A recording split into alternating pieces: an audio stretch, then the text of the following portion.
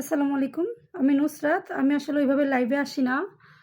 খুব গুরুত্বপূর্ণ বিষয় না হলে আমি আসলে লাইভে আসি না।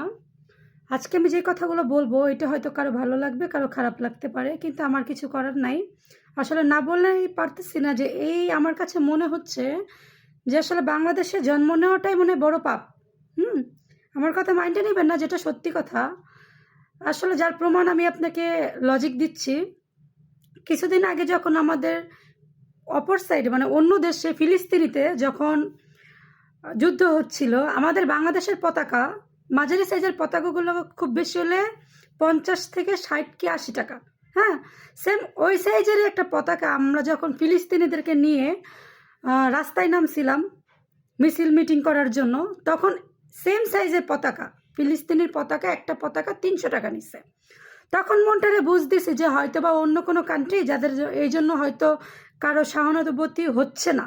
হ্যাঁ, তো আমি আসলে অবাক হচ্ছি এই বিষয়টা দেখে যে আমাদের বাংলাদেশে মাইলস্টোন ক্যাম্পাস যখন আপনার আগুন লাগলো, ছোট ছোট বাচ্চা, ভাই আমি একজন মা, আমি মায়ের জায়গা থেকে বলতেছি, যার এই বাচ্চা এত আদর যত্ন করে নিজেদের লাইফটা হেল্প করে, আমরা একমাত্র নিজেদের সন্তানের জন্য কষ্ট করি, একটা মা সকালবেলা খাওয়া দাওয়া করে বাচ্চাকে আদর করে স্কুলে পাঠাইলো, কিন্তু শেষ পর্যন্ত বাচ্চা লাস্টটা পর্যন্ত পাইলো না।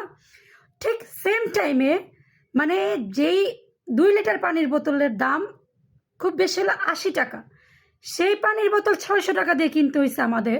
ইভেন একটা রিক্সা ভাড়া যেখানে 100 টাকার ভাড়া 150 টাকা রাখুক, আমার কাছে আমি এই জিনিসটা বুঝি না।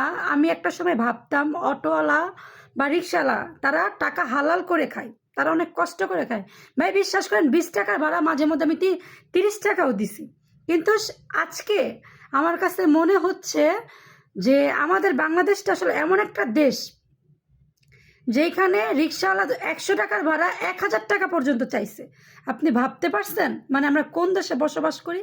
ভাই রাগ করবেন না, আমি যদি বলি যে তারা যদি সম্ভব হতো, আজকে যদি খবরে নিউজে দেখাইতো যে কালকে 1 লাখ মানুষ মারা যাবে, বিশ্বাস করেন কাফনের কাপড়ের দামও এত বাড়াইতো যে অনেক মানুষ কাফন ছাড়াই দাফন দিতে হইতো। কথাটা সত্যি, মিলিয়ে নিয়েন আপনারা। আমার কাছে মনে হয় আমাদের বাংলাদেশের মানুষ যদি পারতো তারা জাহান্নামে যেও ব্যবসা করতো। কথাটা শুনলেও খারাপ, শুনলেও কথাটা বাস্তব, মিলিয়ে নিয়েন। আমি নুসরাত আজকে এই জায়গায় বলে গেলাম, কথাটা আপনারা মিলিয়ে দেখবেন। ভালো থাকবেন। আসসালামু আলাইকুম।